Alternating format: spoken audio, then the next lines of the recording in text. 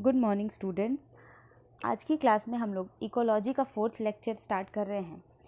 इस लेक्चर में हम लोग इकोलॉजी यूनिट का 2nd chapter that is ecosystem start करेंगे और इस चैप्टर में हम लोग ऑर्गेनिज्म एंड पॉपुलेशन के भी कुछ टॉपिक को डिस्कस करेंगे जिसे हमने ऑर्गेनिज्म एंड पॉपुलेशन चैप्टर में डिस्कस नहीं किया है। ऐसा इसलिए क्योंकि इकोसिस्टम के अंदर उन टॉपिक्स को पढ़ना ज़्यादा आसान है। सो हम लोग स्टार्ट करते हैं इकोसिस्टम। इकोसिस्टम में सबसे पहले हम लोग समझते हैं कम्युनिटी क्या होता है। हालांकि लास्ट लेक्चर में हम लोगों ने कम्युनिटी के बारे में थोड़ा पढ़ा था कि क्या होता है कम्युनिटी और उनके क्या क्या कैरेक्टरिस्टिक होते हैं। सो यहाँ भी हम लोग थोड़ा सा समझते हैं पहले कि कम्युनिटी क्या होता है और उनके कैरेक्टरिस्टिक क्या हैं, देन हम लोग मूव करेंगे आगे के टॉपिक्स पे। ठीक है। So what is community? Community is a group of population of different species. अलग अलग स्पीसीज़ के पॉपुलेशन का ग्रुप क्या कहलाता है? कम्युनिटी कहलाता है। समझ में आई बात? What is community? Community is a group of population of different species. Clear? जैसा कि हमने फर्स्ट लेक्चर में ही देखा था, लेवल ऑफ ऑर्गेनाइजेशन में जो सबसे पहला लेवल आता है दैट इज़ ऑर्गेनिज्म। अगर हम इंडिविजुअल स्पीसीज़ की बात करें तो that is organism. Then organism क्या फॉर्म करता है? पॉपुलेशन। एंड पॉपुलेशन क्या फॉर्म करता है? कम्युनिटी। क्लियर? सो हम लोगों ने ऑर्गेनिज्म एंड पॉपुलेशन और उसके कैरेक्टरिस्टिक के बारे में डिस्कस कर लिया है। अब हम लोग पढ़ेंगे यहाँ कम्युनिटी के बारे में। What is community? So community is a group of population of different species. अलग अलग स्पीसीज़ के पॉपुलेशन का ग्रुप क्या कहलाता है? कम्युनिटी कहलाता है। जिस तरह हमने पॉपुलेशन के कैरेक्टरिस्टिक को पढ़ा उसी तरह हम यहाँ भी कम्युनिटी के कैरेक्टरिस्टिक को डिस्कस करेंगे। तो सबसे पहला जो कैरेक्टरिस्टिक आता है that is dominance. Dominance characteristic कहने का मतलब वैसा कैरेक्टर जिसके कारण दूसरे स्पीसीज़ को या दूसरे पॉपुलेशन को या दूसरे कम्युनिटी को कोई एक कम्युनिटी कंट्रोल कर रहा हो, that character is called dominance. So यहाँ कम्युनिटी में हम क्या बोलेंगे? वैसा कम्युनिटी जो बाकी अदर कम्युनिटी को क्या कर रहा होगा? कंट्रोल कर रहा होगा, पावर कर रहा होगा, उसे हम क्या बोलेंगे? Dominant character. For example Prosopis plant community in Aravalli hills. Aravalli hills में जो प्रोजोपिस प्लांट कम्युनिटी है वो बाकी अदर कम्युनिटी को कंट्रोल करके रखता है। समझ में आ गई बात? सो पहला कैरेक्टर जो है हमारा वो क्या है? वो है डोमिनेंस। दूसरा कैरेक्टर कम्युनिटी का आता है डाइवर्सिटी। डाइवर्सिटी के बारे में इन जनरल हम सब लोग जानते हैं। What is diversity means? Diversity means the variability among living organism from all the sources. मतलब लिविंग ऑर्गेनिज्म के बीच जो आपको वेरिएशन देखने को मिलता है, चाहे वो आपको एक ही तरह के स्पीसीज़ के बीच वेरिएशन देखने को मिले या अलग अलग तरह के स्पीसीज़ के बीच वेरिएशन देखने को मिले, या अगर हम एक इकोसिस्टम की बात करें तो उस इकोसिस्टम में हर तरह के स्पीसीज़ के बीच आपको वेरिएबिलिटी देखने को मिले, तो that variability is called diversity. समझ में आ गई बात? जैसा हम लोग समझते हैं कि अगर मान लीजिए दो अलग अलग तरह के स्पीसीज़ या सेम तरह के स्पीसीज़, अगर हम एक होमो सैपियंस की बात करें तो क्या सारे के सारे होमो सैपियंस एक जैसे होते हैं? नहीं ना। क्लियर? सो ये जो डाइवर्सिटी आप देख रहे हैं, ये जो वेरिएबिलिटी आप देखते हैं एक स्पीसीज़ के बीच का, दो अलग अलग स्पीसीज़ के बीच का, यही क्या कहलाता है? डाइवर्सिटी कहलाता है। तो कम्युनिटी में अगर हम बात करें तो diversity means richness of species, यानी अलग अलग तरह के स्पीसीज़ जो इन्वायरमेंट में प्रेजेंट है, कम्युनिटी में प्रेजेंट है, उसे हम क्या बोलेंगे? डाइवर्सिटी बोलेंगे। ठीक है। Diversity is what? Diversity is richness of species. समझ में आ गई बात? ठीक है। अभी मैक्सिमम डाइवर्सिटी आपसे पूछा जाए कहाँ देखने को मिलता है, मतलब कहाँ आपको ज़्यादा से ज़्यादा स्पीसीज़, अलग अलग तरह के स्पीसीज़ देखने को मिलते हैं, तो कहाँ मिलता है? ट्रॉपिकल रेन फॉरेस्ट में, हम सब जानते हैं। क्लियर? इसके बाद नेक्स्ट हम लोग देखते हैं स्ट्रैटिफिकेशन। स्ट्रैटिफिकेशन क्या होता है? यहाँ फिर से समझिए। स्ट्रैटिफिकेशन का मतलब होता है अलग अलग लाइफ फॉर्म का अलग अलग बेसिस पे, एक बेसिस नहीं हो सकता, अलग अलग बेसिस पे अलग अलग लाइफ फॉर्म को अलग अलग लेयर्स के फॉर्म में अगर अरेंज करते हैं तो उसे हम बोलते हैं stratification. What is stratification? It is arrangement of different life forms in layer. अलग अलग लाइफ फॉर्म्स को अगर आप लेयर में अरेंज कर रहे हैं तो उसे हम बोलेंगे स्ट्रैटिफिकेशन. ठीक है. जैसे अगर हम प्लांट को उनके हाइट के बेसिस पे अरेंज करें, ठीक है, प्लांट को अगर हम उनके हाइट के बेसिस पे अरेंज करें तो आप यहाँ देख रहे हैं मेंशन किया है हमने ट्रॉपिकल रेन फॉरेस्ट में. अगर हम हाइट के बेसिस पे देखें तो अलग अलग तरह का लेयर मैंने बनाया है. जो सबसे छोटा होगा वो क्या है? Surface dweller. सरफेस ड्वेलर से थोड़ा सा बड़ा हाइट जिसका होगा उसे हम बोलेंगे हर्ब्स. हर्ब्स के बाद क्या आ जाता है? श्रब्स. श्रब्स से बड़ा जो प्लांट होता है उसे हम क्या बोलते हैं? ट्री. और लाइनस. लाइनस के बारे में आप लोग जानते होंगे. Lianas is and woody climber. ठीक है, ये हम लोग मॉर्फोलॉजी में 11th में डिस्कस कर चुके हैं ऑलरेडी. तो अगर प्लांट हाइट के बेसिस पे देखा जाए तो उस बेसिस पे जो सबसे छोटा, इन जनरल बात करते हैं हर्ब्स. हर्ब्स के बाद श्रब. श्रब के बाद क्या होता है? ट्री होता है. ठीक है, तो यही जो लेयर्स में अरेंजमेंट होता है ऑन डिफरेंट बेसिस, इसे ही हम क्या बोलते हैं? स्ट्रैटिफिकेशन. सो कम्युनिटी का तीसरा कैरेक्टरिस्टिक क्या है? Stratification. Clear? Another characteristic of community is ecological succession. ये बहुत ही इंपॉर्टेंट है, ध्यान से समझिएगा इकोलॉजिकल सक्सेशन होता क्या है. ठीक है, क्योंकि इकोलॉजी में जैसा कि मैंने आपको पहले भी एक लेक्चर में बताया था कि बहुत ही इंपॉर्टेंट लेक्चर है, उससे क्वेश्चंस आते हैं नीट में, उसी तरह ये भी one of the important topic है, इससे भी क्वेश्चन नीट में रहता है.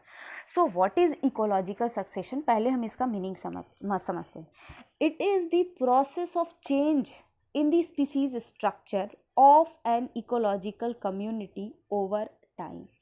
टाइम के साथ अगर किसी भी स्पीसीज के स्ट्रक्चर में चेंज आ रहा है तो ये जो प्रोसेस है इसी को हम बोलते हैं इकोलॉजिकल सक्सेशन. फॉर एग्जाम्पल, कहने का मतलब हुआ क्या, मान लीजिए कोई कम्युनिटी था, उस कम्युनिटी में अचानक से क्या हो गया, किसी तरह का कोई वाइल्ड फायर हो गया, यानी जिसे हम बोलते हैं फॉरेस्ट फायर. ठीक है, आग लग जाना जंगलों में. तो जंगल में आग लग जाने के कारण क्या होता है? वो जो पूरा का पूरे जंगल के स्पीसीज है सब खत्म हो जाएंगे. ठीक है, तो वहाँ पे क्या हो गया, पूरा जलने के कारण सारे के सारे स्पीसीज के स्ट्रक्चर में कंप्लीटली क्या हो गया? डिस्ट्रक्शन हो गया ना. तो उसके कारण क्या होगा, मिलियंस ऑफ ईयर बाद एक बैरन एरिया क्रिएट हो जाएगा. कहने का मतलब मिलियंस ऑफ ईयर्स तक उस जगह पे किसी भी अदर स्पीसीज का डेवलपमेंट नहीं हो सकता है. यानी वहाँ पे क्या हुआ, बैरन एरिया का क्रिएशन हो गया, डेवलपमेंट हो गया. So what is ecological succession? It is development of community in barren area. अब क्या होगा, जो बैरन एरिया क्रिएट हुआ है उस बैरन एरिया में अदर स्पीसीज का डेवलपमेंट होगा. बट कब? Millions of year after a mass extinction. Mass extinction के मिलियंस ऑफ ईयर के बाद किसी भी कारण से वो जो कम्युनिटी थी पहले की वो डिस्ट्रॉय हुई और उसके कारण क्या हुआ, बैरन एरिया क्रिएट हुआ. अब उस एरिया में क्या होगा, मिलियंस ऑफ ईयर बाद अगर एक नया कम्युनिटी का डेवलपमेंट हो रहा है तो ये जो प्रोसेस है, इसी प्रोसेस को हम क्या बोलते हैं, इकोलॉजिकल सक्सेशन.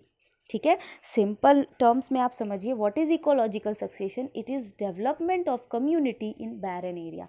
बैरन एरिया में, अब वो बैरन एरिया किस कारण क्रिएट हुआ है, क्यों क्रिएट हुआ है, ये सब आगे हम लोग डिस्कस करेंगे. ठीक है, तो बैरन एरिया में किसी कम्युनिटी का जो डेवलपमेंट हो रहा है, इसी प्रोसेस को हम बोलते हैं इकोलॉजिकल सक्सेशन. समझ में आ गई बात? अब सक्सेशन पढ़ने से पहले हम लोग यहाँ कुछ टर्म्स देखते हैं. ठीक है, यहाँ पे मैंने लिखा है हैबिटेट ऑफ सक्सेशन. मतलब जिस एरिया में, जिस हैबिट में सक्सेशन हो रहा है, यानी जिस हैबिट में क्या हो रहा है, डेवलपमेंट हो रहा है स्पीसीज़ का, उसे हम क्या बोल रहे हैं, हैबिटेट ऑफ सक्सेशन. और उसके लिए जो टर्म यूज़ करेंगे वो यहाँ मेंशन्ड है. ठीक है। सो अगर सक्सेशन कहाँ हो रहा है, वाटर में, अगर मान लीजिए वाटर पहले से डिस्ट्रॉय था, अब क्या हो रहा है, वहाँ पे नए ऑर्गेनिज्म आना स्टार्ट हो रहे हैं, तो अगर वाटर में सक्सेशन होगा तो उसे हम बोलेंगे हाइड्रोसियर। हाइड्रोसियर कब बोलेंगे, जब फ्रेश वाटर में होगा। हाइड्रार्च कब बोलेंगे, जब शैलो वाटर जैसे पॉन्ड, लेक्स, इन सब में अगर सक्सेशन हो रहा है तो उसे हम बोलेंगे हाइड्रार्च। ठीक है, यानी वाटर में सक्सेशन होगा तो उसे हम हाइड्रोसियर बोलेंगे या हाइड्रार्च बोलेंगे। फ्रेश वाटर में होगा तो हाइड्रोसियर, और अगर शैलो वाटर में होगा तो उसे हम बोलेंगे हाइड्रार्च। उसी तरह अगर ड्राई हैबिटेट, डेजर्ट एरियाज़ में अगर सक्सेशन हो रहा है तो उसे हम बोलेंगे ज़ेरोसियर या ज़ेराच। ठीक, उसी तरह रॉक्स में अगर होगा तो बोलेंगे लिथोसियर। सैंड में अगर सक्सेशन होगा तो बोलेंगे सैमोसियर। एसिड वाटर में होगा तो बोलेंगे ऑक्सैलोसियर। सॉल्टी वाटर में होगा तो बोलेंगे halosere. And succession of microbes on dead and decaying matter, तो इसे हम बोलेंगे ज़ेरुला। ठीक है, यानी सक्सेशन का कोई फिक्स्ड हैबिटेट नहीं है, सक्सेशन कहीं भी हो सकता है। अगर वाटर में होगा तो उसे हम क्या बोलेंगे, हाइड्रोसियर या हाइड्रार्च। डेजर्ट एरिया में होगा तो ज़ेरोसियस या ज़ेरार्च।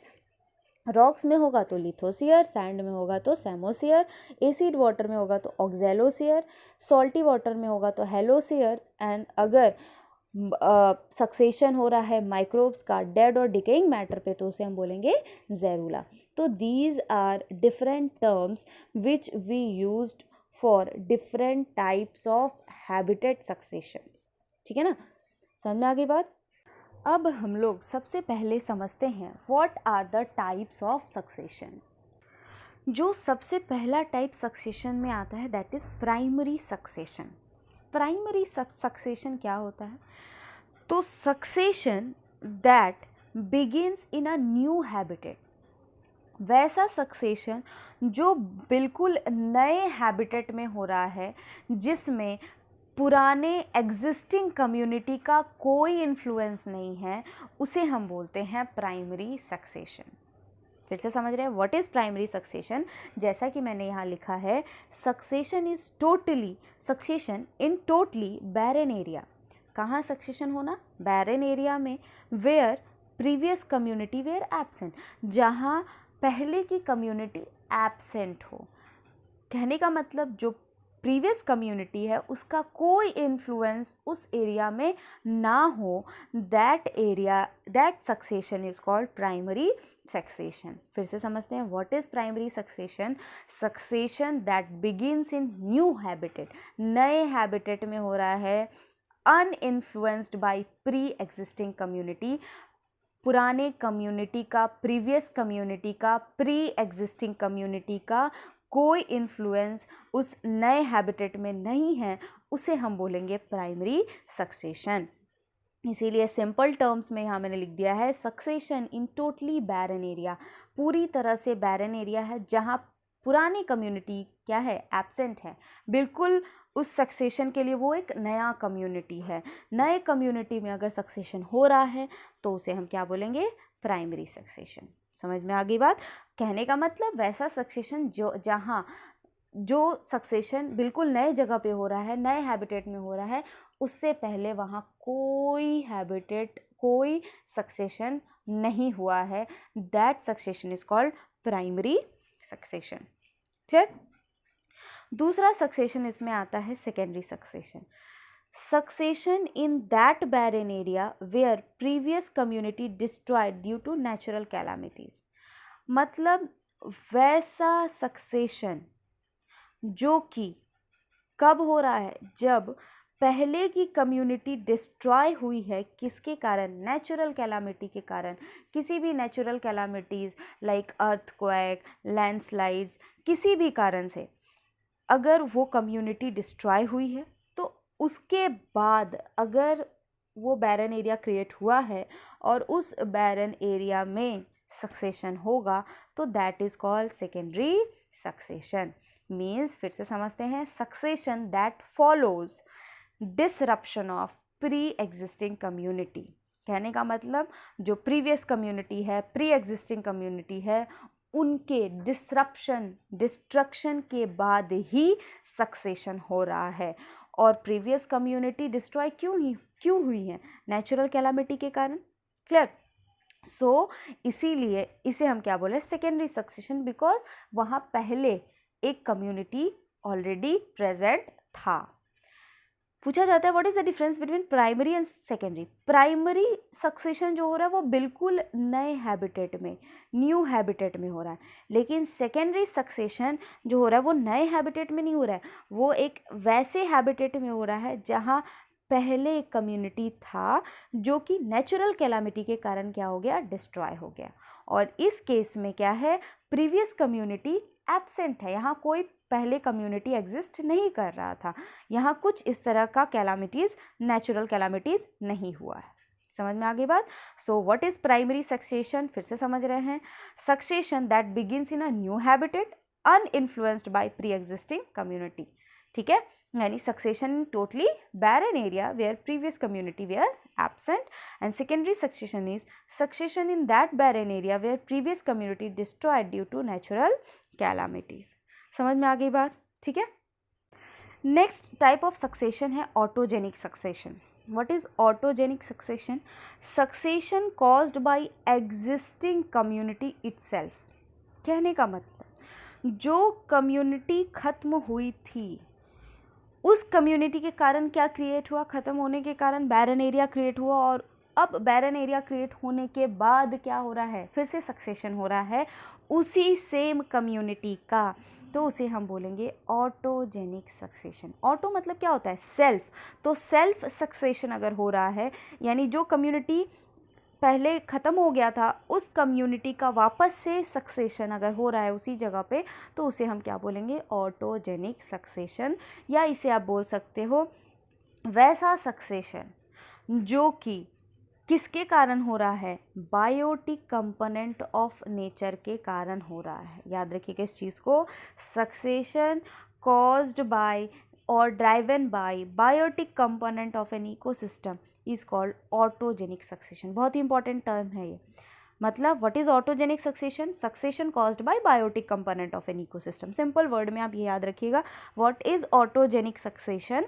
Succession caused by biotic component of an ecosystem. Ecosystem के बायोटिक कंपोनेंट से अगर सक्सेशन हो रहा है तो उसे हम बोल रहे हैं ऑटोजेनिक सक्सेशन। और बायोटिक कंपोनेंट क्या है? एग्जिस्टिंग कम्युनिटी, यानी पुराने कम्युनिटी के ऑर्गेनिज्म। क्लियर? तो इसे हम क्या बोल रहे हैं? Autogenic succession. ठीक है। अब नेक्स्ट आता है allogenic succession. Succession due to external factor. External factor कहने का मतलब होता है एबायोटिक फैक्टर। मतलब सक्सेशन अगर हो रहा है किसी एबायोटिक फैक्टर के कारण तो उसे हम बोल रहे हैं एलोजेनिक सक्सेशन। जैसे मान लीजिए कोई वॉल्केनिक इरप्शन के कारण हो रहा है कोई सक्सेशन, ठीक है, वॉल्केनिक इरप्शन हुआ और उसके बाद अगर कोई सक्सेशन हो रहा है तो उसे हम क्या बोल रहे हैं? Allogenic succession. तो succession due to external factor, abiotic factor, उसे हम क्या बोलेंगे? Allogenic succession. तो what is the difference between autogenic and allogenic? याद रखिएगा, autogenic succession driven by biotic component, allogenic succession driven by abiotic component of the ecosystem. ठीक है। Another one is autotrophic succession. Autotrophic का मतलब तो आपको पता ही होगा क्या होता है। ऑटो मतलब सेल्फ, ट्रॉपिक मतलब न्यूट्रिशन। जो अपना सेल्फ न्यूट्रिएशन करते हो, जो अपना फूड खुद प्रिपेयर करते हो, उन्हें हम ऑटोट्रॉप्स बोलते हैं ना। तो ऑटोट्रॉपिक सक्सेशन मतलब वैसा सक्सेशन जो कौन कर रहा है? ऑटोट्रॉप्स कर रहे हैं, उन्हें हम बोलेंगे ऑटोट्रॉपिक सक्सेशन। ये चीज़ याद रखिएगा कि चाहे प्राइमरी सक्सेशन हो या सेकेंडरी सक्सेशन हो, दोनों के दोनों सक्सेशन ही किसके अंदर आते हैं? ऑटोट्रॉपिक सक्सेशन के अंदर आते हैं। इस स्टेटमेंट को ध्यान से सुनिएगा। What is autotrophic succession? Autotrophic succession begins in a predominantly inorganic environment. मतलब ये जो सक्सेशन है ये कहाँ स्टार्ट होगा? जहाँ पे पहले क्या था? इनऑर्गेनिक इन्वायरमेंट था, and is characterized by early and continued dominance by autotrophic organism. मतलब अब वहाँ पे बहुत जल्द ही कौन डोमिनेट करने लगा? Autotrophic organism. ठीक है, यानी सिंपली आप बस इतना समझिए, succession of autotrophs are called autotrophic succession. ठीक है, अगर सक्सेशन कौन करा रहा है, कौन कर रहा है, ऑटोट्रॉप्स कर रहे हैं, तो उन्हें हम क्या बोलेंगे, ऑटोट्रॉपिक सक्सेशन। इसमें प्राइमरी प्लस सेकेंडरी सक्सेशन दोनों ही आते हैं। ठीक है ना, यानी we can also say that primary and secondary succession both come under the autotrophic succession. Clear बात। नेक्स्ट उसी तरह से टाइप हम लोग देख रहे हैं हेटेरोट्रॉपिक सक्सेशन, यानी सक्सेशन कौन करा रहा है, हेटेरोट्रॉप्स, तो उसे हम क्या बोलेंगे, हेटेरोट्रॉप्स का सक्सेशन हो रहा है तो उसे हम क्या बोलेंगे, हेटेरोट्रॉपिक सक्सेशन। तो these are the types of succession.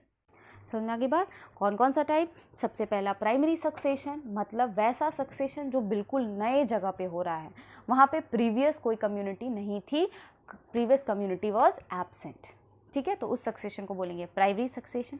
दूसरा सेकेंडरी सक्सेशन, मतलब वैसा सक्सेशन जहाँ पहले से ही कोई कम्युनिटी थी, वो नेचुरल का कैलामिटीज़ के कारण डिस्ट्रॉय हो गई और अब वहाँ पे वापस से एक सक्सेशन हो रहा है, तो उसे हम बोलेंगे सेकेंडरी सक्सेशन। ऑटोजेनिक सक्सेशन कहने का मतलब वैसा सक्सेशन जो बायोटिक कंपोनेंट के थ्रू होगा। एलोजेनिक कहने का मतलब जो एबायोटिक कंपोनेंट के कारण होगा। नेक्स्ट ऑटोट्रॉपिक कहने का मतलब सक्सेशन किसका, ऑटोट्रॉप्स का। हेटेरोट्रॉपिक मतलब किसका सक्सेशन हो रहा है, हेटेरोट्रॉप्स का सक्सेशन हो रहा है, तो उसे हम बोलेंगे heterotrophic succession. And one more important thing is कि ऑटोट्रॉपिक सक्सेशन के अंदर ही कौन आता है, प्राइमरी और सेकेंडरी सक्सेशन आते हैं। सो समझ में आ गया what are the types of succession. Clear. अब नेक्स्ट हम लोग पढ़ेंगे स्टेजेस ऑफ सक्सेशन। बहुत ही इंपॉर्टेंट है, ध्यान से सुनिएगा। स्टेजेस ऑफ सक्सेशन कहने का मतलब सक्सेशन जब स्टार्ट हो रहा है और जहाँ पे ख़त्म हो रहा है, ये जो इनके बीच जितने स्टेज आ रहे हैं उन सारे स्टेजेस को हम यहाँ डिस्कस करेंगे, मतलब स्टार्ट होने से लेकर के ख़त्म होने तक। सो सबसे पहला जो सक्सेशन का स्टेप है दैट इज़ न्यूडेशन। न्यूडेशन क्या है समझते हैं। Nudation is the process of succession begins with the formation of bare area by several reason। कहने का मतलब अलग अलग रीज़न के कारण बैरन एरिया का फॉर्मेशन का जो प्रोसेस है इसे ही हम क्या बोलते हैं, न्यूडेशन। यहाँ पे मैंने लिखा भी है, व्हाट इज़ न्यूडेशन, सिंपल वर्ड में क्रिएशन ऑफ बैरन एरिया। अब एक बात बताइए, सक्सेशन, इकोलॉजिकल सक्सेशन स्टार्टिंग में ही पढ़े, इकोलॉजिकल सक्सेशन क्या होता है, डेवलपमेंट ऑफ बैरन एरिया, है ना। So development of not barren area, development of community in barren area, baron area में कम्युनिटी का डेवलपमेंट। तो कम्युनिटी का डेवलपमेंट कब होगा, जब बैरन एरिया क्रिएट होगा, है ना। सो बैरन एरिया क्रिएट करने का जो प्रोसेस है वो तो सबसे पहला प्रोसेस होगा ना, क्योंकि बैरन एरिया क्रिएट होगा तभी तो कोई कम्युनिटी वहाँ डेवलप करेगा, कोई तभी तो कोई कम्युनिटी का सक्सेशन होगा। Clear. So the first step is nudation which means creation of barren area, और वो किसी भी रीज़न से हो सकता है। फॉर एग्जाम्पल लैंडस्लाइड के कारण हो गया, या फ्लडिंग के कारण, यानी बाढ़ के कारण हो गया, इरोजन के कारण हो गया, या डिजीज़ से अभी याद आया, फॉर एग्ज़ाम्पल अगर हमारे इन्वायरमेंट में अभी एक डिजीज़ चल रहा है दैट इज़ कोरोना वायरस। सब लोग जान रहे होंगे कोरोना वायरस के बारे में, हम लोग उसी के कारण लॉकडाउन है और उसके कारण ये पढ़ाई कर रहे हैं, है कि नहीं, ऑनलाइन पढ़ाई हो रहा है लॉकडाउन के कारण ही ना। सो ये जो कोरोना वायरस है अगर ये कम्युनिटी लेवल पे स्प्रेड हो जाए, आप लोग न्यूज़ में देखते होंगे कि सब लोग बोलते हैं कि कोरोना वायरस कम्युनिटी लेवल पे स्प्रेड ना हो जाए, उससे बहुत ज़्यादा हार्म होगा। तो रीज़न क्या है कि अगर कोरोना वायरस कम्युनिटी लेवल पे स्प्रेड हो गया तो वो पूरा का पूरा कम्युनिटी क्या हो जाएगा, डिस्ट्रॉय हो जाएगा ना। तो अब वो कम्युनिटी डिस्ट्रॉय होगा तो उस कम्युनिटी पे अभी नहीं, कुछ मिलियंस ऑफ ईयर्स बाद क्या होंगे, एक नया कम्युनिटी आएगा, है ना। तो यही कहलाता है इकोलॉजिकल सक्सेशन। समझ में आ रही है बात। सो अब ये जो नया सक्सेशन हो रहा होगा मिलियन ऑफ ईयर बाद, ये क्यों होगा, कोरोना वायरस के कारण। भगवान ना करे ऐसा हो, लेकिन अगर होता है तो किसके कारण होगा, डिजीज़ के कारण। तो ये जो प्रोसेस है ये पहला प्रोसेस है। पहला प्रोसेस किसका है? सक्सेशन का। समझ में आ रही है बात? सो इस प्रोसेस से क्या हुआ? बैरन एरिया क्रिएट हुआ, और फिर बैरन एरिया क्रिएट होने के बाद मिलियंस ऑफ ईयर, अब बैरन एरिया तुरंत में नहीं क्रिएट होता है, उसको बहुत टाइम लगता है, सो इसीलिए मैं बोल रही हूँ मिलियंस ऑफ ईयर्स बाद वहाँ पे नया ऑर्गेनिज्म डेवलप करना स्टार्ट होगा। समझ में आ गई बात? ज़रूरी नहीं है ये कोरोना वायरस के कारण हो, ये बस एग्जाम्पल दिमाग में आया तो मैंने आपको बता दिया, ये किसी भी फैक्टर के कारण हो सकता है। ठीक है, सो पहला स्टेप क्या होगा सक्सेशन का? बैरन एरिया का क्रिएट होना। ठीक है, तो पहला है nudation, nudation means creation of barren area. दूसरा है इन्वेशन, इन्वेशन का मतलब पहले हम लोग समझते हैं। यहाँ तो मैंने आपको 3 स्टेप्स लिखे हैं इन्वेशन के अंदर जो आते हैं, बट उससे पहले तीनों स्टेप्स पढ़ने से पहले हम लोग ये समझते हैं व्हाट इज इन्वेशन। इन्वेशन होता क्या है? Invasion is the arrival of reproductive bodies और propagules of various organism and their settlement in the new और बेयर एरिया। कहने का मतलब रिप्रोडक्टिव बॉडीज़ समझते हो क्या आप लोग? वैसा बॉडीज़ जो इनके पास रिप्रोडक्शन की कैपेबिलिटी होती है, तो वैसे बॉडी का, या प्रोपेग्यूल्स कहने का मतलब स्पोर्स का, रिप्रोडक्टिव बॉडी कहने का मतलब सीड्स का। ठीक है, तो सीड्स का, स्पोर का उस बैरन एरिया में आना। ठीक है, अब वो जो सीड्स है, वो जो स्पोर्स है, वो बैरन एरिया में आएंगे तभी नेक्स्ट स्पीसीज़ डेवलप्ड होगा ना। मतलब नेक्स्ट स्पीसीज़ कहने का मतलब उस स्पीसीज़ का डेवलपमेंट होगा और नए ऑर्गेनिज्म वहाँ डेवलप करेंगे। यही तो होता है इकोलॉजिकल सक्सेशन, है ना। सो इन्वेजन का मतलब क्या? जो बैरन एरिया न्यूडेशन प्रोसेस से क्रिएट हुआ है, ठीक है, उस बैरन एरिया में क्या हो रहा है? रिप्रोडक्टिव बॉडीज आ रहे हैं, प्रोपेग्यूल्स आ रहे हैं। ठीक है, उनका सेटलमेंट क्या कहलाता है? इन्वेशन कहलाता है। ठीक है, और एक चीज़ हमेशा याद रखिएगा, जो पहला सेटलमेंट होता है वो हमेशा नहीं बोल सकते, ज़्यादातर किसका होता है? प्रोड्यूसर्स का होता है। प्रोड्यूसर समझते हो ना? वैसे ऑर्गेनिज्म जो अपना फूड खुद प्रिपेयर करते हैं, जिन पे बाकी सारे अदर ऑर्गेनिज्म डिपेंड करते हैं फूड के लिए। ठीक है, तो पहला सेटलमेंट किसका होगा? प्रोड्यूसर्स का होगा, because animal depend upon them for food. Animals क्या करते हैं? डिपेंड करते हैं उन पे फूड के लिए। ठीक है, सो अगर हम बात करें व्हाट इज इन्वेशन, तो इन्वेशन में क्या हो रहा है? रिप्रोडक्टिव बॉडीज का एंट्री हो रहा है, ऑर्गेनिज्म का एंट्री हो रहा है, स्पीसीज का एंट्री हो रहा है। ठीक है, तो यही चीज़ आपको बताए हैं।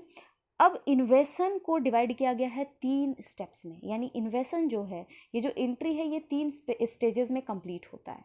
ठीक है, कौन कौन सा स्टेज? सबसे पहला हम यहाँ देख रहे हैं माइग्रेशन, जिसे हम डिस्पर्सल भी बोल सकते हैं। माइग्रेशन क्या होता है? सबसे पहले हम ये समझते हैं, फिर हम लोग ये जो स्टेटमेंट दिया गया है इसे समझेंगे। What is migration? अब ये हम लोग समझते हैं। मान लीजिए द सीड्स या स्पोर्स या कोई भी अदर प्रोपेग्यूल, किसका? स्पीसीज का।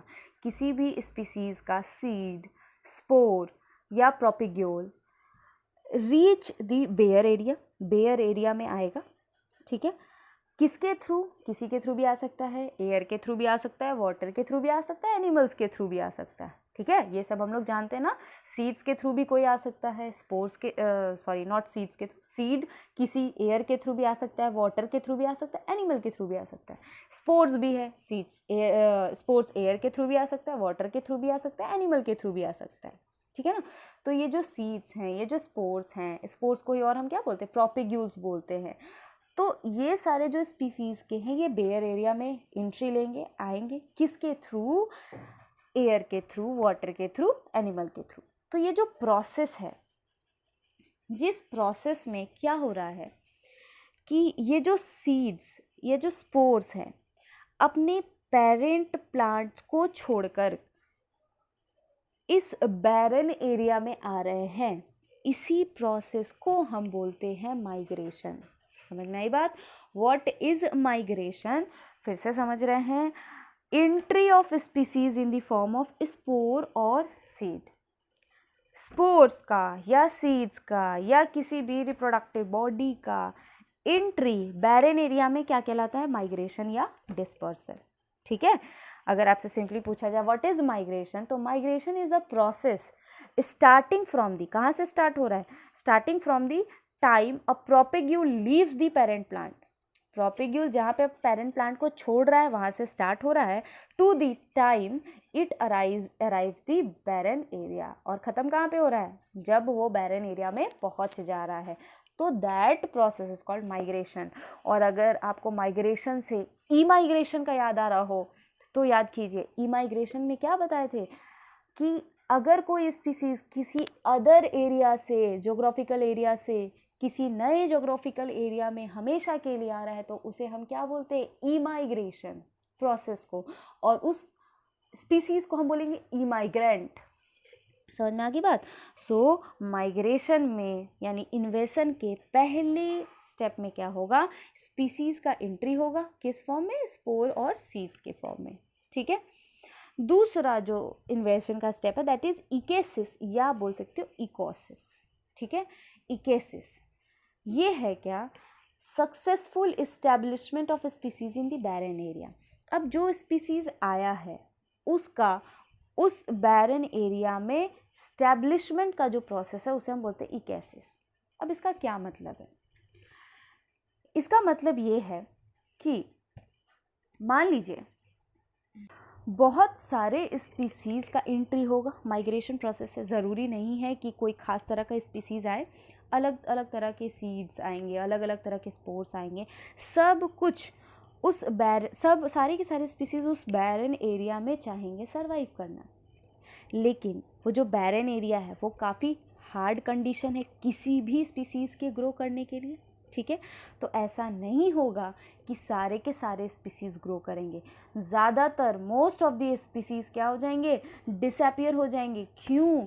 क्योंकि वहाँ का कंडीशन सारे स्पीसीज़ के लिए फेवरेबल नहीं होगा, और वहाँ का कंडीशन कैसा है? हार्ड कंडीशन है, तो सारे के सारे स्पीसीज़ वहाँ सर्वाइव कर जाए ऐसा पॉसिबल नहीं है। ठीक है, तो इकेसिस और इकोसिस में क्या होता है कि बहुत सारे स्पीसीज़ जो कि उस हार्ड कंडीशन में सरवाइव नहीं कर सकते वो अपने आप ख़त्म हो जाते हैं, और जो बच जाते हैं उनमें उनके सीड्स, अगर जैसे कोई सीड्स है वो बच गया, सरवाइव कर रहा है, तो वो क्या हो जाएगा? जर्मिनेट करना स्टार्ट कर देगा। प्रोपेग्यूल्स में यानी स्पोर्स में भी जर्मिनेशन स्टार्ट हो जाएगा, सीडलिंग्स में ग्रोथ होने लगेगा, जो एडल्ट प्लांट होंगे उनमें रिप्रोडक्शन स्टार्ट हो जाएगा। ठीक है, तो ये जो है ये दिखा रहा है कि वैसे स्पीसीज जो जर्मिनेट करने लगे हैं, वैसे सीड्स जो जर्मिनेट करने लगे हैं, वैसे प्रोपिग्यूल्स जो जर्मिनेट करने लगे हैं, अगर सीडलिंग का ग्रोथ हो रहा है, तो ये सारे कैसे स्पीसीज़ हैं? वैसे स्पीसीज़ हैं जो कि सक्सेसफुली क्या कर चुके हैं? इस्टेब्लिश कर चुके हैं। और जो स्पीसीज़ नहीं किए थे वो ऑलरेडी क्या हो गए हैं? डिसअपियर हो गए हैं, ख़त्म हो गए हैं, गायब हो गए हैं। समझ में आई बात? तो ये जो दूसरा स्टेप है, इस स्टेप में क्या होगा? सक्सेसफुल इस्टेब्लिशमेंट होगा किसका? स्पीसीज़ का बैरन एरिया में। यानी बैरन एरिया में वैसे स्पीसीज़ जो कि उस हार्ड कंडीशन में सरवाइव कर पा रहे हैं, अपने काम को कर पा रहे हैं अच्छी तरह से, वो उस कंडीशन में क्या करेंगे? सरवाइव करेंगे और अपने आप को आसानी से इस्टेब्लिश कर लेंगे। समझ में आगे बात? इस्टेब्लिशमेंट का मतलब क्या होगा कि सीड्स का जर्मिनेशन होना, सीडलिंग्स का ग्रोथ होना, एडल्ट प्लांट्स के अंदर रिप्रोडक्शन प्रोसेस स्टार्ट होना। ठीक है, तो ये सारे जो प्रोसेस है ये क्या दिखाते हैं? सक्सेसफुल इस्टेब्लिशमेंट किसी भी स्पीसीज़ का। तो इस स्टेप को हम क्या बोलते हैं? इकेसिस बोलते हैं। समझ आ गई बात? अब थर्ड जो स्टेप है इन्वेशन में वो आता है aggregation. What is aggregation? Aggregation is reproduction resulting in increased population size. Aggregation कहने का मतलब, अब वैसे स्पीसीज़ जो क्या कर लिए, जो माइग्रेट करके आ गए और जो सक्सेसफुली इस्टेब्लिश हो गए उस बैरन एरिया में, अब वो क्या करेंगे? रिप्रोडक्शन प्रोसेस के थ्रू अपने नंबर को बढ़ाएंगे। ठीक है, रिप्रोडक्शन प्रोसेस के थ्रू क्या करेंगे? अपने नंबर को बढ़ाएंगे। ठीक है, और नंबर को बढ़ाएंगे तो क्या होगा? नंबर बढ़ेगा उस पॉपुलेशन का, तो जो फाइनल स्टेज होगा इन्वेशन का वो क्या होगा, successful immigrant individual of species. Successful immigrant कहने का मतलब क्या होता है, अभी थोड़ी देर पहले बताया, वैसे स्पीसीज जो उसमें सक्सेसफुली इस्टेब्लिश हो चुके हैं, ठीक है ना, वो डिसअपियर नहीं हुए हैं, उस हार्ड कंडीशन में अपने आप को रख लिए हैं, सर्वाइव करा लिए हैं, तो दैट इज़ इमाइग्रेंट, जो कि इस पॉपुलेशन में, इस कम्युनिटी में आए हैं हमेशा के लिए, ठीक है।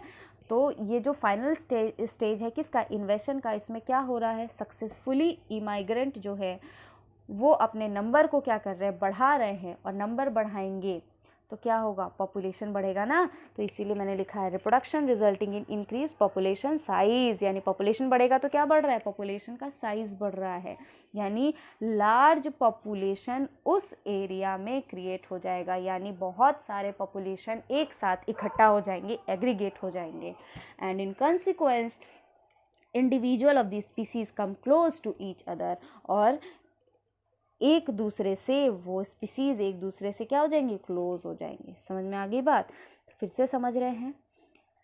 पहला स्टेज जो सक्सेशन का होता है वो क्या होता है, बैरन एरिया का क्रिएट होना, क्योंकि बैरन एरिया क्रिएट नहीं होगा तो सक्सेशन नहीं होगा, ठीक है, कि कोई भी सक्सेशन स्टार्ट होने के लिए सबसे पहला ज़रूरी क्या है, बैरन एरिया का क्रिएट होना।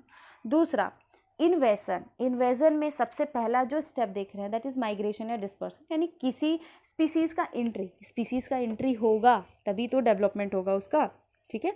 तो entry of species in the form of spore and seed, spore seeds के फॉर्म में क्या होगा, स्पीसीज़ का एंट्री होगा। दूसरा, अब बहुत सारे स्पीसीज़ आएंगे, उनमें से कुछ स्पीसीज़ का सक्सेसफुल इस्टेब्लिशमेंट होगा उस बैरन एरिया में, सारे के सारे का नहीं होगा, कुछ ही स्पीसीज़ का होगा, ठीक है। और जिन स्पीसीज़ का होगा वो चले जाएंगे final stage of इन्वेशन that is aggregation में, जिनमें क्या होगा, रिप्रोडक्शन के कारण नंबर में इंक्रीमेंट होगा, और नंबर बढ़ेगा तो मतलब क्या होगा, पॉपुलेशन साइज बढ़ेगा। तो सक्सेशन का पहला स्टेप न्यूडेशन, और दूसरा स्टेप हम लोग क्या देख रहे हैं, इन्वेशन, ठीक है। नेक्स्ट स्टेप अगर हम देखें तो नेक्स्ट स्टेप जो आता है सक्सेशन का दैट इज़ कंपटीशन। अब ज़रा यहाँ ध्यान से सोचिएगा क्या हो रहा है। सबसे पहला तो हमने देखा कि सबसे पहला क्या था, न्यूडेशन, बैरन एरिया का क्रिएशन हो गया। दूसरा स्टेप हमने देखा इन्वेशन, जिसमें क्या क्या हुआ, स्पीसीज़ आया सीड्स के फॉर्म में, स्पोर्स के फॉर्म में, बहुत सारे स्पीसीज़ आया, उनमें से जो स्पीसीज़ उस हार्ड कंडीशन में ग्रो कर सकते थे वो किए, ठीक है। उसके बाद जब वो ग्रो किए देन वो रिप्रोडक्शन स्टार्ट कर दिए, रिप्रोडक्शन स्टार्ट हुआ तो नंबर्स में इंक्रीमेंट हुआ। अब हो रहा है क्या कि नंबर्स में तो इंक्रीमेंट हो गया, नंबर में इंक्रीमेंट हुआ तो पॉपुलेशन साइज़ में इंक्रीमेंट हो गया।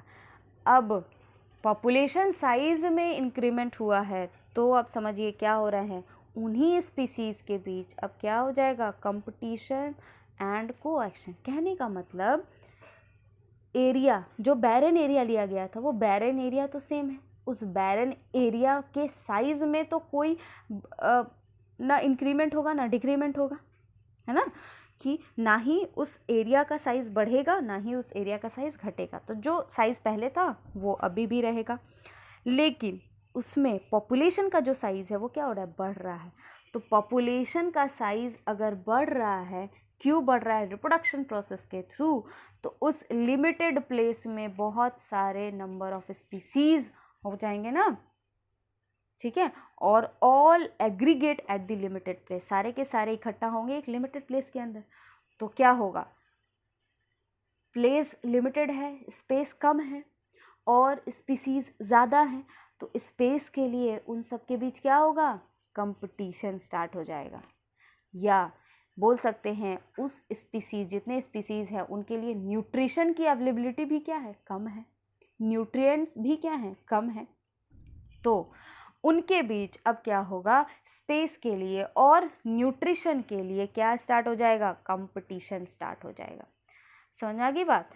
एक चीज़ याद रखिएगा कि अगर सेम स्पीसीज़ के बीच स्पेस और न्यूट्रिशन को लेके कंपटीशन हो रहा है, किसी भी चीज़ को लेके अगर सेम स्पीसीज़ के बीच कंपटीशन हो तो उसे हम बोलते हैं इंट्रा स्पेसिफिक कंपटीशन, ठीक है। अब अगर अलग अलग स्पीसीज़ के बीच होगा ये कंपटीशन, तो इसे हम बोलेंगे इंटर स्पेसिफिक कंपटीशन। याद रखिएगा, दो क्या है, पहला intra specific means same species के बीच कंपटीशन हो रहा है न्यूट्रिएंट्स के लिए या स्पेस के लिए, तो उसे हम बोलेंगे इंट्रा स्पेसिफिक। अगर अलग अलग स्पीसीज़ के बीच हो रहा है तो उसे हम बोल रहे हैं इंटर स्पेसिफिक कंपटीशन। ठीक है, इस पॉइंट को लिख लीजिएगा सब लोग। यहाँ पे क्या है कि कंपटीशन हो रहा है रिसोर्स के लिए, सर्वाइवल के लिए। अब कौन सर्वाइव करेगा, जो फिट होगा सबसे ज़्यादा। ठीक है ना, ये आप लोगों ने 10th में भी पढ़ा होगा, डार्विन ने थ्योरी दिया था, सर्वाइवल ऑफ द फिटेस्ट, है ना। जो सबसे ज़्यादा फिट होते हैं, अडप्ट करते हैं अपने इन्वायरमेंट में के चेंज के हिसाब से, वही सर्वाइव कर पाते। तो यहाँ कंपटीशन होगा और कंपटीशन होगा रिसोर्स के लिए, तो जो सबसे ज़्यादा फिट होगा वही क्या करेगा, सर्वाइव करेगा। ठीक है, और इसका रिएक्शन क्या होगा, इस कंपटीशन को एक्शन का जो रिएक्शन है वो क्या होगा, तो रिएक्शन ये होगा कि जितने भी स्पीसीज़ हैं उनके बीच दो तरह का कंपटीशन हो रहा है, इंट्रा स्पेसिफिक और इंटर स्पेसिफिक। इस कंपटीशन के कारण इन्वायरमेंट में चेंज आएगा, इन्वायरमेंट थोड़ा सा बदल जाएगा, एंड ऐसा होगा कि एक कम्युनिटी रिप्लेस कर देगा दूसरे कम्युनिटी का। मतलब वैसा कम्युनिटी जो ज़्यादा फिट होगा वो क्या होगा, सर्वाइव करेगा, और जो कम फिट होगा वो रिप्लेस हो जाएगा। तो रिएक्शन क्या हुआ, replacement of communities one by one, एक एक करके जो कम्युनिटी उस इन्वायरमेंट में फिट नहीं बैठ रहे होंगे वो कम्युनिटी ख़त्म हो जाएंगे। तो बचेगा कौन, जो फाइनल कम्युनिटी होगा, जो सारे कंपटीशन को एक्शन के बाद भी वहाँ सर्वाइव कर सकता है, वो कम्युनिटी क्या होगा, वहाँ सर्वाइव करेगा। यानी कंपटीशन का रिएक्शन क्या हुआ, replacement of communities one by one, एक एक करके सारे कम्युनिटी का रिप्लेसमेंट होने लगा।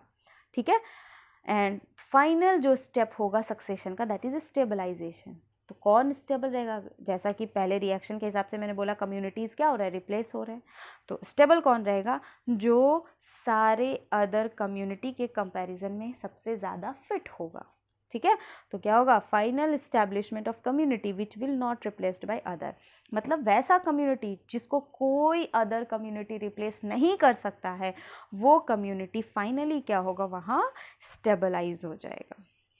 समझ में आ गई बात। ठीक है, सो अगर देखें what are the stages of succession, तो सबसे पहला न्यूडेशन यानी क्रिएशन ऑफ बैरन एरिया। दूसरा हमने पढ़ा इन्वेजन, इन्वेशन में क्या हमने पढ़ा, सबसे पहला माइग्रेशन जिसमें स्पीसीज़ का एंट्री होता है रिप्रोडक्टिव प्रोपेग्यूल्स के फॉर्म में या सीड्स के स्पोर्स के फॉर्म में, और फिर क्या होगा, माइग्रेशन के बाद नेक्स्ट स्टेप हमने पढ़ा क्या, इकैसिस के बारे में।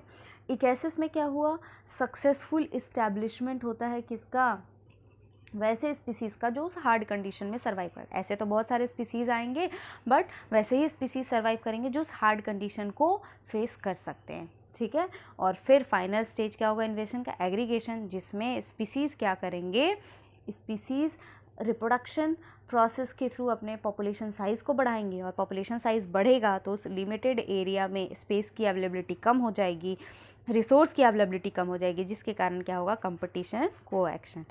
फिर एक एक करके communities one by one replace होते जाएंगे, और जो फाइनल इस्टेब्लिशमेंट होगा कम्युनिटी का जिसे कोई अदर रिप्लेस नहीं कर सकता है, उसे हम क्या बोलेंगे, स्टेबलाइजेशन।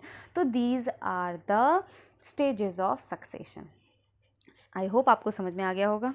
ठीक है, अब नेक्स्ट देखिए, वैसा कम्युनिटी जो सबसे पहला कम्युनिटी है, ठीक है ना, जो फर्स्ट कम्युनिटी आता है उसे हम बोलते हैं, मतलब जो फर्स्ट कम्युनिटी फॉर्म होता है उस सक्सेशन में, उसे बोलेंगे पायोनियर कम्युनिटी। कहने का मतलब यहाँ मैंने बताया ना, replacement of community one by one, reaction में क्या हो रहा है, एक एक करके कम्युनिटीज़ का रिप्लेसमेंट होने लगेगा। तो जो पहला कम्युनिटी होगा, जो पहला कम्युनिटी होगा इसमें, उसे हम बोलेंगे पायोनियर कम्युनिटी। ठीक है, फर्स्ट कम्युनिटी जो इस्टेब्लिश होगा उसे हम बोलेंगे पायोनियर कम्युनिटी। जो सबसे लास्ट, जो फाइनल कम्युनिटी होगा, लास्ट कम्युनिटी जिसको कोई रिप्लेस नहीं कर सकता, उसे बोलेंगे क्लाइमैक्स कम्युनिटी। जैसे मूवी में होता है ना क्लाइमैक्स, एंड, उसी तरह यहाँ भी क्या होता है, क्लाइमैक्स होता है। तो क्लाइमैक्स कम्युनिटी कहने का मतलब लास्ट कम्युनिटी, मीन्स वैसा कम्युनिटी जिसको कोई अदर रिप्लेस नहीं कर सकता है। एंड तीसरा होगा सीरियल कम्युनिटी। पायोनियर कम्युनिटी और क्लाइमैक्स कम्युनिटी के बीच बहुत सारी कम्युनिटी आएंगे, उसे हम बोलेंगे सीरियल कम्युनिटी, यानी community between first and last community is called serial community. अब हम लोग एनसीईआरटी में जो सक्सेशन दिया हुआ है उन सक्सेशन के बारे में यहाँ डिस्कस करेंगे, ठीक है। सक्सेशन क्या होता है, स्टेजेस क्या होते हैं, ये हम लोग सब कुछ समझ चुके हैं। अब एनसीईआरटी में जो दिया हुआ है उसके अकॉर्डिंग हम लोग स्टेजेस देखते हैं अलग अलग हैबिटेट का। हम लोगों ने इस लेक्चर के स्टार्टिंग में ही देखा अलग अलग हैबिटेट में अगर सक्सेशन हो रहा है तो उनको हम क्या टर्म देंगे। तो यहाँ सबसे पहला हम लोग सक्सेशन देखते हैं। सक्सेशन कहाँ हो रहा है, रॉक्स पे। पहले ही स्टार्टिंग में ही हमने देखा था कि रॉक्स पे अगर सक्सेशन होता है तो उसे हम क्या बोलते हैं, लिथोस्फीयर, ठीक है। तो स्टेजेस ऑफ लिथोस्फीयर यानी प्लांट सक्सेशन रॉक्स पे हो रहा है तो उसमें जो कम्युनिटी का स्टेज है उसे हम देखते हैं। अभी थोड़ी देर पहले आपको बताया जो सबसे पहला कम्युनिटी आता है उसे हम क्या बोलते हैं, पायोनियर कम्युनिटी। तो लिथोस्फीयर में जो सबसे पहला स्टेज होगा यानी जो सबसे पहला कम्युनिटी होगा उसे हम बोलेंगे क्रस्टोज लाइकेन स्टेज। याद रखिएगा क्या होगा, क्रस्टोज लाइकेन स्टेज। लाइकेन्स के पास, लाइकेन के बारे में हम लोग लास्ट क्लास में ही पढ़े, लाइकेन क्या है, एसोसिएशन है, ठीक है ना। तो lichens which are able to secrete acid, lichens के पास एबिलिटी होती है एसिड सिक्रीट करने की, जिससे वो क्या करता है, जो रॉक्स पे, जिस रॉक्स पे सक्सेशन हो रहा है उस रॉक को क्या करेगा, डिसॉल्व करेगा। रॉक डिसॉल्व होगा तो आपको अच्छे से पता है ये जो प्रोसेस होता है रॉक के डिसोल्यूशन का और सॉइल बनने का, इसे हम वेदरिंग बोलते हैं ना, ठीक है। तो लाइकेन क्या कर रहा है, एसिड सिक्रीट कर रहा है जिससे वो रॉक डिसॉल्व करेगा, जो कि हेल्प करेगा वेदरिंग एंड सॉइल फॉर्मेशन में, ठीक है। तो सबसे पहला कम्युनिटी रॉक पे आ रहा है, that is crustose lichen stage. इसे हम बोल रहे हैं पायोनियर कम्युनिटी क्योंकि पहला कम्युनिटी है crustose lichen stage. For example Rhizocarpon, ठीक है। राइजोकार्पन क्रस्टोज लाइकेन स्टेप का पहला एग्जांपल है, प्लांट है ये, जो कि पहले लिथोस्फीयर में क्या करेगा, एग्जिस्ट करेगा, फॉर्म होगा, ठीक है। दूसरा इसके बाद जो स्टेज आता है उसे हम बोलते हैं folios lichen stage. Lichen again इसका काम क्या होगा, और ज़्यादा जो सॉइल्स हैं, जो रॉक हैं, जो बड़े बड़े सॉइल हैं उनको और छोटा करने, क्योंकि इनका भी काम क्या है, एसिड सिक्रीट करना। तो सॉइल को छोटे छोटे सॉइल्स में, बड़े बड़े सॉइल्स को छोटे छोटे सॉइल्स में कन्वर्ट करने का काम करेगा। फॉर एग्जाम्पल इसमें आ जाता है डर्मेटोकार्पन। यहाँ जो भी लिखा गया है आपको उसको अच्छे से याद करना है। इस एग्ज़ाम में इससे ज़्यादा क्वेश्चन नीट में नहीं आता है, आपको आपके सिलेबस में जो है बस आपको स्टेजेस याद रखने हैं और उसके एग्जाम्पल्स याद रखने हैं। तो जो हम आपको लिखवा रहे हैं वही लिखिए, क्योंकि अभी तक के एग्ज़ाम में जो क्वेश्चन आया है उसमें क्वेश्चंस बस नाम से ही आया है और एग्जाम्पल से ही आया है, तो आपको यही याद रखना है। बाकी क्या कर रहा है ये भी आपको समझ में आ रहा है, क्या कर रहा है, एसिड सिक्रीट कर रहा है लाइकेन, और इसके कारण जो रॉक्स हैं वो सॉइल में कन्वर्ट हो रहे हैं, ठीक है।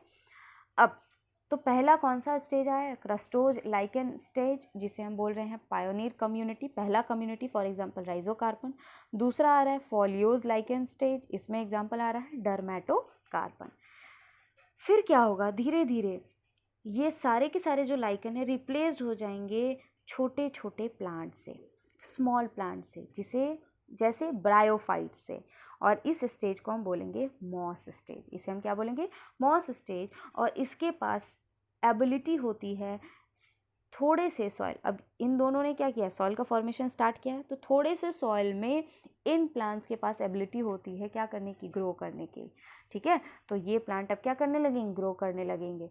तो moss stage for example Bryum, Hypnum, Polytrichum, ठीक है। मॉस स्टेज के बाद फिर थोड़े बड़े बड़े प्लांट डेवलप करेंगे, आ जाएगा हर्ब स्टेज, पोआ, अरिस्टीडिया एक्सेट्रा, ठीक है। तो अब इनसे भी बड़े प्लांट मिलेंगे, तो नेक्स्ट स्टेज आपका आ जाएगा shrub stage, for example Zizyphus. And finally जो सबसे बड़ा प्लांट कहने का मतलब ट्रीज, जो सबसे बड़ा ट्री फॉर्म होगा दैट इज फॉरेस्ट स्टेज, और इसे हम बोलेंगे क्लाइमेक्स कम्युनिटी, मतलब ऐसा कम्युनिटी जिसे कोई अदर कम्युनिटी रिप्लेस नहीं कर सकता है, ठीक है। और इसमें जो ट्री मिलेंगे उसे हम क्या बोलेंगे, मीजोफिटिक ट्री, यानी मीजोफाइट्स। समझ में आ गई बात, यानी सक्सेशन लिथोस्फीयर में जो सबसे पहला स्टेज होगा, सबसे पहला कम्युनिटी होगा, यानी पियोनियर कम्युनिटी होगा, कौन सा होगा, क्रस्टोज लाइकेन। देन कौन सा होगा, फोलियोज लाइकेन स्टेप। आपको एग्जांपल्स याद रखने हैं, पहला का एग्जांपल क्या हो जाएगा, राइजोकार्पन, कार्पन, ठीक है, राइजोकार्पन। दूसरा का एग्जाम्पल क्या हो जाएगा, डर्मेटोकार्पन। उसी तरह तीसरा मॉस स्टेज, ब्रायम, हाइपनम, पॉलीट्राइकम। फिर नेक्स्ट स्टेज कौन सा होगा, हर्ब स्टेज, इसमें आ जाएगा पोआ, अरिस्टीडिया, ठीक है। फिर नेक्स्ट स्टेज क्या होगा, shrub stage, example Zizyphus. And the last stage यानी क्लाइमेक्स कम्युनिटी जो होगा वो कौन सा होगा, फॉरेस्ट स्टेज, इसमें आ जाएगा मीजोफिटिक ट्रीज। समझ में आ गई बात। तो ये जो सक्सेशन है ये किसका है, रॉक्स का सक्सेशन है, यानी लिथोस्फीयर, हैबिटेट क्या है, रॉक है। समझ में आ गई बात, ठीक है। अब ये जो कम्युनिटी है जीरोफिटिक कम्युनिटी किस में कन्वर्ट हो गया, एक डेजर्ट रॉक वाला बैरन एरिया किस में कन्वर्ट हो गया, मीजोफिटिक ट्रीज में, मीजोफिटिक एरिया में कन्वर्ट हो गया, ठीक। तो ये जो सक्सेशन है ये हमने रॉक्स पे देखा। अब हम लोग नेक्स्ट देखते हैं स्टेजेस ऑफ हाइड्रोस्फीयर, यानी प्लांट का सक्सेशन किस में, फ्रेश वाटर में, ठीक। तो जो सबसे पहला कम्युनिटी हाइड्रोस्फीयर के अंदर आता है उसे हम बोलते हैं प्लैंकटन स्टेज। क्या बोलते हैं हम लोग उसे, प्लैंकटन स्टेज। और ये है पायोनियर कम्युनिटी, ठीक है। इसमें आ जाएगा आपका फाइटो प्लैंकटॉन्स जैसे अलगी, डायटम्स। दूसरा कम्युनिटी आ जाता है रूटेड सबमर्ज स्टेज, यानी फ्री फ्लोटिंग स्टेज। चलिए इसे हम एक डायग्राम से देखते हैं। पहले इस डायग्राम में आप देखिए, ये एनसीईआरटी के पेज नंबर 252 में ये डायग्राम है, ठीक है। अगर आप इसको क्लियरली देखिएगा तो देखिए यहाँ पे सबसे जो पहला स्टेज है इसे फाइटोप्लैंक्टन्स बोल रहे हैं। दूसरा स्टेज सबमर्ज प्लांट स्टेज, ठीक है। प्लांट इसमें क्या है, सबमर्ज है, पानी के अंदर है। अब कुछ प्लांट्स ऊपर की तरफ आए, यहाँ देखिए, तो इसे हम submerge free floating plant stage बोल रहे हैं, ठीक। अब ये प्लांट क्या करने लगे, ग्रो करने लगे, तो इसे हम क्या बोलेंगे, रीड स्वाम्प स्टेज। धीरे धीरे आप देखिए अगेन बड़े होने लगे, मार्स मीडो स्टेज, और फाइनली नॉट फाइनल, इसके बाद और बड़े होंगे तो स्क्रब स्टेज। और इसके बाद नेक्स्ट अगर आप देखें स्क्रब स्टेज के बाद फाइनली ये किस में कन्वर्ट हो गया, फॉरेस्ट में कन्वर्ट हो गया। तो डायग्रामेटिक रिप्रेजेंटेशन है किसका, प्राइमरी सक्सेशन का। फिगर है 14.5, आप एनसीईआरटी में देखिएगा, इकोसिस्टम में आपको मिलेगा ये, ठीक है ना। तो ये जो सक्सेशन है ये किसका सक्सेशन है, वाटर का सक्सेशन है, फ्रेश वाटर का सक्सेशन है, इसीलिए हम बोल रहे हैं इसे क्या, इसे हम बोल रहे हैं हाइड्रोस्फीयर। सो हम लोग फिर से यहाँ देख रहे हैं, अगर आपसे पूछा जाए वाटर का सक्सेशन तो सबसे पहला कौन सा स्टेज आ रहा है, प्लैंकटन स्टेज, जिसमें क्या है, फाइटोप्लैंक्टन, छोटे छोटे प्लांट्स हैं, किसके फॉर्म में, अलगी, डायटम्स, इनके फॉर्म में, ठीक है। ये क्या है, फाइटोप्लैंक्टन्स क्या है, अलगी हैं, इनमें आपको डायटम्स भी मिलेगा। दूसरा रूटेड सबमर्ज्ड स्टेज, मतलब वैसा प्लांट जो पूरी तरह से वाटर में क्या होगा, सबमर्ज होगा, फ्री फ्लोटिंग एंजियोस्पर्म इसे हम बोलते हैं, दैट इज एग्जाम्पल हाइड्रीला, मतलब फ्रीली फ्लोट कर सकेगा, एंजियोस्पर्म है।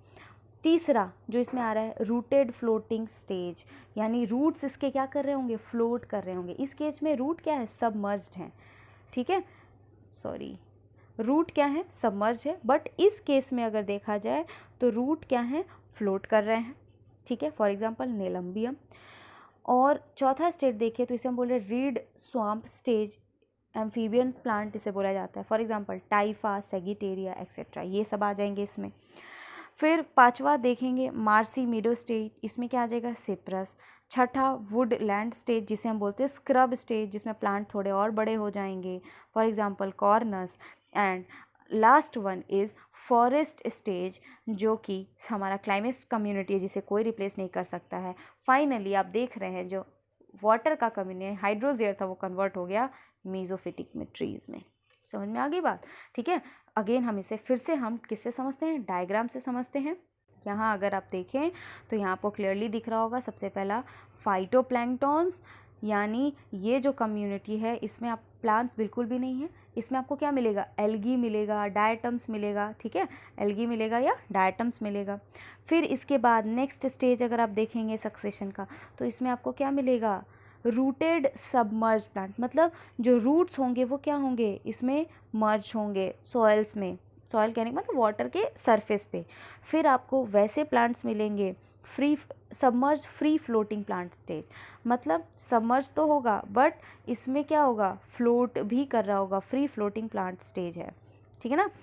देन आपको नेक्स्ट कौन सा स्टेज मिलेगा, रेड स्वाम्प स्टेज, इसमें आप देखिए थोड़े बड़े बड़े प्लांट्स होने लगे हैं, ग्रो करने लगेंगे। Then marsh meadow stage, and finally आपको इसके बाद क्या मिल रहा है, स्क्रब स्टेज। स्क्रब स्टेज में क्या हो रहा है कि जो प्लांट है वो काफ़ी ग्रो कर चुके हैं, ठीक है। सो ये फाइटोप्लैंक्टॉन्स क्या है, पायोनियर कम्युनिटी है, ठीक है। और यहाँ से लेकर submerge plant, submerge free floating plant stage, read swamp stage, Mars में या स्क्रब स्टेज, यहाँ तक क्या आ जाता है, सीरियल कम्युनिटी आ जाता है। हम लोग पढ़े ना, सीरियल कम्युनिटी कहने का मतलब वैसा कम्युनिटी जो कि फर्स्ट कम्युनिटी और लास्ट कम्युनिटी के बीच आए, तो ये तो फर्स्ट कम्युनिटी, और यहाँ से लेकर के ये पूरा आपका इन बिटवीन आ रहा है किसके, फर्स्ट और लास्ट कम्युनिटी के, तो इसे हम सीरियल कम्युनिटी बोलेंगे। एंड लास्ट जो अब आपका आएगा दैट इज़ फाइनल फॉरेस्ट, ठीक है, यानी इसे हम क्या बोलेंगे, मीजोफिटिक ट्रीज। समझ में आ गई बात। तो ये जो आप देख रहे हैं ये क्या है, डायग्रामेटिक रिप्रेजेंटेशन है किसका, प्राइमरी सक्सेशन का। तो आई होप आपको सक्सेशन अच्छे से समझ में आ गया होगा। आप इसको एक बार एनसीईआरटी से भी अच्छे से पढ़ लीजिएगा। एनसीईआरटी में इकोसिस्टम में आपका सक्सेशन दिया हुआ है, अच्छे से उसको पढ़ लीजिए। सक्सेशन बहुत ही इंपॉर्टेंट है, एग्ज़ाम के पॉइंट ऑफ व्यू से अगर देखा जाए तो भी, या बोर्ड लेवल से भी देखा जाए तो भी बहुत ही इंपॉर्टेंट है। नीट में इससे बहुत क्वेश्चन आता है। सो सक्सेशन में हम लोग जो भी पढ़े हैं वो आपको अच्छे से रिवाइज़ करना है और बार बार इसको लिख करके याद करना है, याद करने की कोशिश करना है, समझना है, और ज़्यादा से ज़्यादा क्वेश्चन इससे आपको सॉल्व करना है, ठीक है ना। So that's all for today's lecture. आगे की क्लास में हम लोग और इकोसिस्टम के बारे में डिस्कस करेंगे, ठीक है। So thank you.